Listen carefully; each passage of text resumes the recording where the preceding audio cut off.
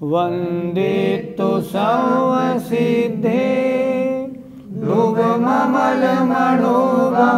गतिं पत्ते मोक्षामि समयपाहुड मृण्मोऽसुध केवली भणिदम्। पंच परमेष्ठी भगवान की जय। आचार्य कुंद कुंद महाराज की जय। पिछली ज्ञानशाला जीवाधिकार संपूर्ण हो गया। जीव के बारे में चर्चा पूरी हुई। जीव का स्वरूप अंतिम गाथा नंबर 43 में बहुत सुंदर बताया। कैसे चिंतन करना है, मैं निश्चय से कैसा हूँ, मैं एक हूँ, निश्चय से शुद्ध हूँ, दर्शन ज्ञान मैं हूँ, सदा अरूपी हूँ, पुद्गल का परमाणु मात्र भी मेरा नहीं है। यह है आत्मा का शुद्ध स्वरूप निश्चय की अपेक्षा। अब दूसरा अधिकार प्रारंभ होता है, अजीवाधिकार। सबसे पहले उसमें 5 गाथाएं दी हैं जो एक साथ करनी है, वो हो नहीं पाएंगी, इसलिए आज करेंगे 3 गाथा, अगले एपिसोड में करेंगे फिर 2 गाथा। आइए 3 गाथा करते हैं। इनमें क्या बताया है, जीव का स्वरूप तो कैसा है जो हमने 43 नंबर की गाथा में पढ़ा, लेकिन जो लोग जीव को जानते नहीं, वो लोग जीव को मानते कैसा हैं, इसके बारे में यहाँ बताया गया है। 3 गाथाएं आज करेंगे, 44, 45 और 46। नंबर 44। अपाणुमयाणन्ता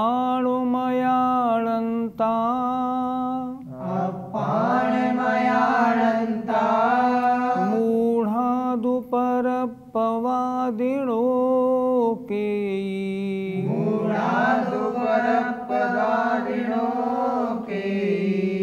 जीवम् अध्यवसानम् कम्मं च तः परुविन्ति। बोलिए। अपाणुमयाणन्ता मूढादुपरपवादिनो जीवम् अध्यवसानम् कम्मं च तः परुविन्ति। आइए गाथा का एक एक शब्द समझते हैं। क्या बताया है इन गाथाओं में? जिन लोगों को जीव के स्वरूप का ज्ञान नहीं है, वो लोग जीव को अपने स्वरूप को कैसा कैसा मानते हैं। विभिन्न धारणाएं, ये 5 गाथाएं एक साथ हैं, 5 में अलग अलग मत वालों की धारणाएं दी गई हैं, जो धारणाएं सब गलत हैं। देखते हैं, आइए। अपाणम अयाणंता, आत्मा को न जानते हुए, मूढ़ा मोही अज्ञानी तो दु, पर अपवादिनो, जो पर पदार्थ को अपवादिनो आत्मा कहने वाले हैं। कई माने कोई, अर्थात आत्मा को न जानते हुए पर को आत्मा कहने वाले जो कोई मोही अज्ञानी हैं, उनकी धारणाएं कैसी कैसी हैं। बहुत अच्छी तरह समझाया है। इनमें से कोई धारणा हमसे टैली हो जाएगी तो ध्यान रखें, वह गलत धारणा है, उसको हटाना है। जीवम अध्यवसानम, जीव क्या है? अध्यवसान। अध्यवसान माने राग द्वेष आदि जो परिणाम हैं, ये जीव हैं। कम्मम, ये जो कर्म हैं, ये जीव हैं। इस तरह कोई अज्ञानी जीव कहते हैं। कोई तो कर्म को जीव कहते हैं, कोई राग द्वेष परिणाम को जीव कहते हैं। ये लोग कैसे हैं? ये पर को माने अन्य पदार्थ को आत्मा कहने वाले हैं। क्यों? क्योंकि इन्हें आत्मा का स्वरूप मालूम नहीं है।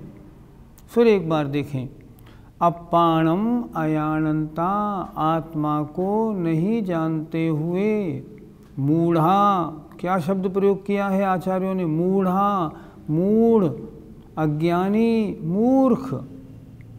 कैसे हैं? पर अपवादिनो, जो पर पदार्थ को आत्मा कहने वाले हैं। ऐसे जीव, जीव को क्या कहते हैं? अध्यवसानम जीवम, आत्मा के जो राग द्वेष परिणाम है यही तो जीव है। कम्मम, जो कर्म है करने वाला वही तो जीव है। ऐसे ये अज्ञानी लोग इस तरह की प्ररूपणा करते हैं। अर्थ देखें, आत्मा को न जानते हुए पर को आत्मा कहने वाले कोई मोही अज्ञानी तो अध्यवसान को और कोई अज्ञानी कर्म को जीव कहते हैं। क्या उनका ऐसा कहना सच है? नहीं, बिल्कुल नहीं। फिर क्यों कहते हैं? उन्हें आत्मा का शुद्ध स्वरूप मालूम नहीं, इसलिए कहते हैं। गाथा 44 का पद्यानुवाद देखते हैं। सम्मोह से भ्रमित है जड़ मूर्ख नामी, कर्तव्य मूढ़ कुछ है कुमतानुगामी। वैराग रोषमय भाव विभाव को ही, स्वीकार जीव तजते निज भाव को ही। गाथा नंबर 45 देखते हैं। उन मिथ्या दृष्टि जीवों की जो अन्य पदार्थ को आत्मा माने बैठे हैं, जो आत्मा की अशुद्ध अवस्था को आत्मस्वरूप माने बैठे हैं, और वो किस तरह का क्या विचार करते हैं? गाथा नंबर 45। अवरे अध्यवसाणे, अवरे अध्यवसाणे, सुतेव मंदानुभावगम जीवम, सुतेव मंदानुभावगम जीवम। मरणन्ति तः अवरे, मरणन्ति तः अवरे, लोकं मम चाविजीवोति, लोकं मम चाविजीवोति। बोलिए, अवरे अध्यवसाणे, सुतेव मंदानुभावगम जीवम, मरणन्ति तः अवरे, लोकं मम चाविजीवोति। अवरे, अन्य कोई दूसरे, अध्यवसाणेषु, अध्यवसानों में, अध्यवसान राग द्वेष आदि परिणामों में, तीव्र मंद अनुभवगम, तीव्र और मंद जो उनका अनुभाग है उसको, जीवम, जीव, मरणंती मानते हैं। इनमें जो तीव्र और मंद अनुभाग पड़ा हुआ है राग द्वेष आदि परिणामों में, ये सब जीव हैं, तभी तो ये तीव्र मंद हो गए हैं। और अवरे और अन्य कोई, नोकम्मम चावि जीवोति, नो कर्म को भी जीव मानते हैं। पहली गाथा में दो धारणाएं आई थी। कोई लोग कैसा मानते हैं? कोई लोग तो अध्यवसान को, राग द्वेष आदि परिणामों को जीव मानते हैं, कोई कर्म को जीव मानते हैं। और यहाँ दो धारणा, तीन धारणा और बता दी। कोई क्या मानते हैं? इन राग द्वेष आदि अध्यवसान माने परिणामों में जो तीव्र मंद अनुभाग है यह जीव का है। और कोई नोकर माने शरीर को जीव मानते हैं। फिर देखें एक बार जरा, अवरे अन्य कोई, अध्यवसाणेषु, अध्यवसानों में, राग द्वेष आदि परिणामों में, तीव्र मंद अनुभावगम जीवम, तीव्र मंद अनुभागगत जीव को मानते हैं। इसमें जो तीव्र मंद अनुभाग है यह जीवपना है। और अवरे और अन्य कोई, लोकम्मम चाव जीवोति, नोकर मन शरीर को ही जीव मानते हैं। दोनों धारणाएं गलत हैं। तीव्रबंध अनुभाग ये तो उस पुद्गल में, उस वर्गणा में जो अनुभाग पड़ा है वो है, वो जीव नहीं है। और शरीर तो जीव है ही नहीं। अर्थ देखते हैं। अन्य कोई अध्यवसानों में तीव्रबंध अनुभाग को जीव मानते हैं और अन्य कोई नो कर्म को जीव मानते हैं। इस प्रकार मिथ्या दृष्टि या गलत मान्यता या अन्य को, अन्य पर पदार्थ को जीव मानने वाले जो अन्य मत वाले लोग हैं, उनकी चार धारणाएं दो गाथों में स्पष्ट की गई। ये चारों धारणाएं गलत हैं, ये जीव का स्वरूप है ही नहीं। गाथा 45 का पद्यानुवाद देखें। लो तीव्र मंद अनुभाग निबंधनों को है जीव रूप कहते, कुछ है तनों को। सम्मोह का यह विपाक यथार्थ में है, जो हो रहा भ्रम निजीय पदार्थ में है। एक शब्द आया निबंधन। निबंधन माने कारण। एक आया है तनों को माने शरीरों को। अर्थात कुछ तो तीव्रबंध अनुभाग के कारणों को जीव रूप कहते हैं और कुछ शरीर को जीव रूप मानते हैं। दोनों धारणा गलत हैं। आचार्य श्री का पद्यानुवाद गजब का है, बहुत सुंदर। गाथा को इतनी सरल भाषा में निबद्ध कर दिया उन्होंने पद्यानुवाद में, जो कम बुद्धि वाले भी समझ लें। आइए अब गाथा नंबर 46 देखते हैं। क्या चल रहा है? जो अन्य मतावलंबी हैं, जिनको निज और पर का ज्ञान नहीं है, जो आत्मा के स्वरूप को नहीं जानते हैं, वे आत्मा को कैसा कैसा मानते हैं, ये बता रहे हैं। 2 गाथाएं हो गई, तीसरी गाथा और करेंगे। 2 गाथाएं रह जाएंगी, वो अगले एपिसोड में होंगी। मिथ्या दृष्टि जीवों की और मान्यताएं जीव के बारे में कैसी होती हैं, देखें।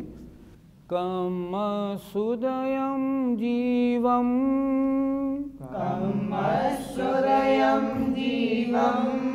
अवरे कम्माणुभागमिच्छन्ति,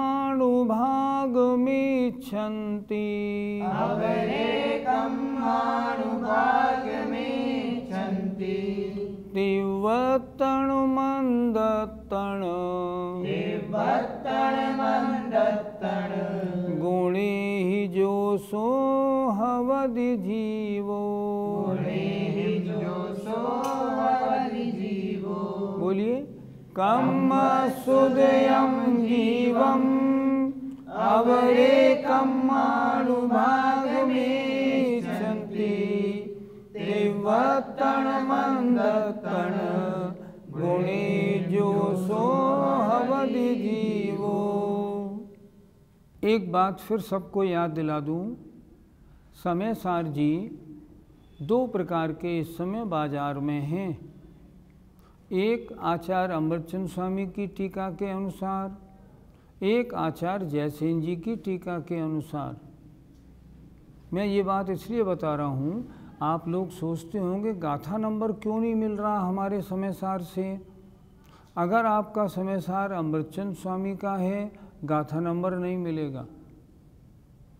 अगर आपका समय सार आचार्य जयसेन महाराज का है, गाथा नंबर मिलेगा। हमने अपने यहाँ से एक विज्ञापन भी निकाला था, समय सार हमारे यहाँ से फ्री मंगा लीजिए।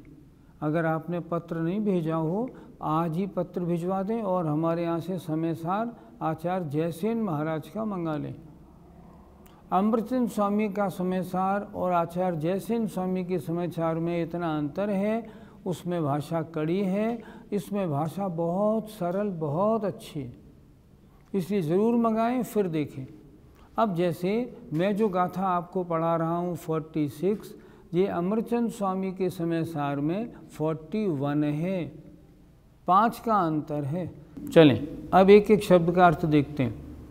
कम्म सुदयम, कर्म के उदय को, जीवम जीव है, कोई कर्म के उदय को जीव मानते हैं। अवरे अन्य कोई, कर्मानुभागम इच्छन्ति, कर्म के अनुभाग माने तीव्र मंद फल को जीव कहते हैं। तिब्बतण मंदतण गुणे ही, तीव्र मंद रूप गुणों के भेद से जो कर्म का अनुभाग प्राप्त होता है, किसी कर्म का फल तीव्र मिला, किसी कर्म का फल मंद मिला, तो ये फल जो मिला तीव्र और मंद ये जीव है, नहीं ये जीव नहीं है, लेकिन उनकी मान्यता ऐसी है। जो सो हवद जीवो, ये है जीव ऐसा होता है। फिर एक बार देखते हैं, कम्मसुदयम जीवम, कर्म के उदय को कोई जीव है ऐसा मानते हैं। अवरे अन्य कोई तिब्बतण मंदतण गुणे कर्मानुभागम इच्छन्ति, तीव्र मंद रूप गुणों के भेद से जो कर्म का अनुभाग है उसी को जीव मानते हैं। जो सो हवद जीवो, वह जीव ऐसा है। लेकिन दोनों मान्यताएं आगम के अनुसार नहीं है, दोनों मान्यताओं में अज्ञानीपना है, दोनों मान्यताएं सही नहीं हैं, आगम के अनुसार नहीं। फिर एक बार देख लेते हैं, कम्मसुदयम जीवम, कर्म के उदय को कोई जीव है ऐसा कहते हैं। अन्य कोई तिब्बतण मंदतण गुणे कर्मानुभागम इच्छन्ति, तीव्र मंद रूप गुणों से भेद को जो प्राप्त होता है ऐसे कर्म के अनुभाग माने फलदान शक्ति को जीव मानते हैं। जो सो जीवो हवदी, जो वह है वो जीव है, पर ये वास्तविकता नहीं। कर्म का उदय जीव नहीं, वो तो कर्म पुद्गल है, पुद्गल का उदय है। और उसमें जो अनुभाग का तीव्र मंद फल हो रहा है ये भी बिल्कुल डिफरेंट है, ये भी जीव नहीं है। गाथा का अर्थ देखिए, अन्य कोई अज्ञानी कर्म के उदय को जीव मानते हैं, अन्य कोई अज्ञानी कर्म के अनुभाग को जीव मानते हैं। अनुभाग कैसा है? जो कि तीव्र मंद रूप गुणों से भेद को प्राप्त होता है, वह जीव है ऐसा इष्ट करते हैं माने मानते हैं। गाथा नंबर 46 का पद्यानुवाद देखें। कोई कहे कि उदयागत कर्म कोई, विज्ञान धारक सचेतन जीव सोही, तो तीव्र मंद विधि के फल को निजात्मा, है अन्य लोग कहते बनते दुरात्मा। जय जिनेन्द्र।